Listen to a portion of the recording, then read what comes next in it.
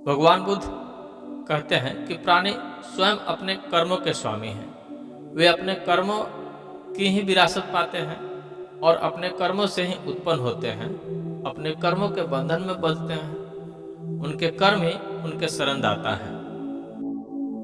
कर्म जैसे शुभ अशुभ होंगे, परिणाम भी वैसे ही शुभ अशुभ होंगे और उनके अनुसार ही भोग भोगेंगे।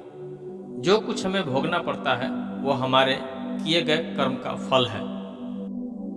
वो किया हुआ चाहे नया हो या पुराना, उसका फल अवश्यमेव भोग्यत्यम। निष्कर्ष यही है, कर्म करना हमारे वश की बात है। भाग्य हमारे अधीन है। हम जैसा चाहें वैसा भविष्य बना सकते हैं। कर्म का विवेचन करने पर ज्ञात होता है कि उसके उद्गम के भी 3 स्थान हैं: मन, वचन और कर्म, यानी मनसा, वाचा और कर्मणा। संस्कृत है मानसिक, वाचिक और कायिक। कायिक, जो कर्म कायिक है, सामान्यतः उसे ही प्रधानता दी जाती है, क्योंकि वही दिख पड़ता है, जैसे किसी को मारना या शारीरिक यातना पहुंचाना आदि। वाचिक, किसी को गाली देना, अपशब्द कहना या बुराई करना आदि, इसे भी थोड़ी गंभीरता से लिया जाता है।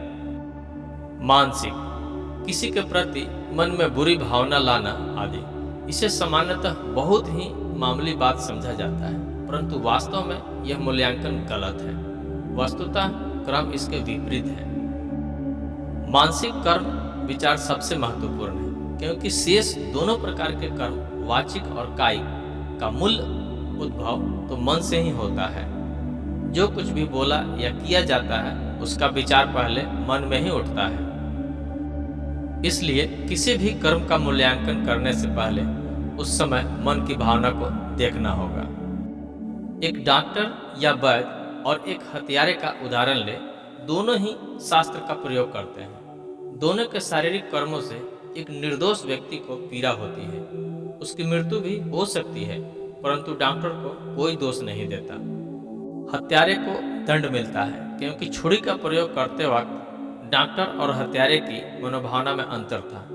एक की इच्छा उपकार करने की थी और दूसरे की अपकार की। इसी प्रकार वचन की भी बात है। एक व्यक्ति दूसरे को मूर्ख या बेवकूफ कह देता है तो झगड़ा हो जाता है, परंतु एक पिता अपने पुत्र को मूर्ख या बेवकूफ कहता है तो कुछ नहीं होता, कोई बुरा नहीं मानता। इसलिए कहा गया है कि मन ही प्रधान है।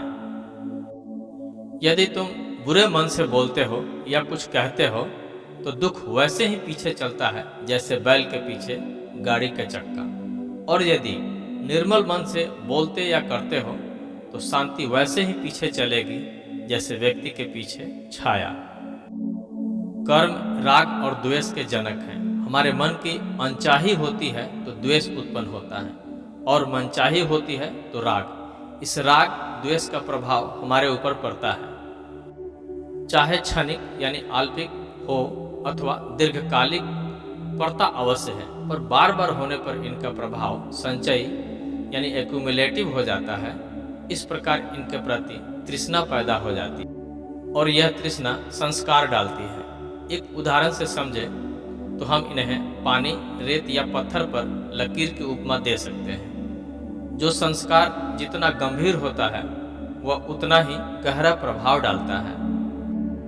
गीता के अनुसार ये कर्म अपने संस्कारों के कारण 3 प्रकार के हैं: कर्म, विकर्म और अकर्म। कर्म, जो कुछ हम प्रतिदिन बिना प्रयत्न के करते हैं, जैसे खाना पीना, दैनिक कामकाज आदि। उदाहरण के लिए, आप एक मित्र से मिलते हैं, उसे नमस्ते कहते हैं और आगे बढ़ जाते हैं। यह यत्रवत यानी मैकेनिकल कार्य हुआ। विकर्म, अब दूसरी स्थिति यह है कि उसी व्यक्ति को नमस्ते कहते समय आपके मन में उसके प्रति मंगल भावना, श्रद्धा और प्रेम भी है, तो यह कर्म अब विकर्म हो गया। कर्म केवल दिखावा मात्र था और यहाँ विकर्म के साथ मन भी जुड़ा हुआ है। एक अन्य उदाहरण ले, एक डॉक्टर या वैद्य या नर्स का।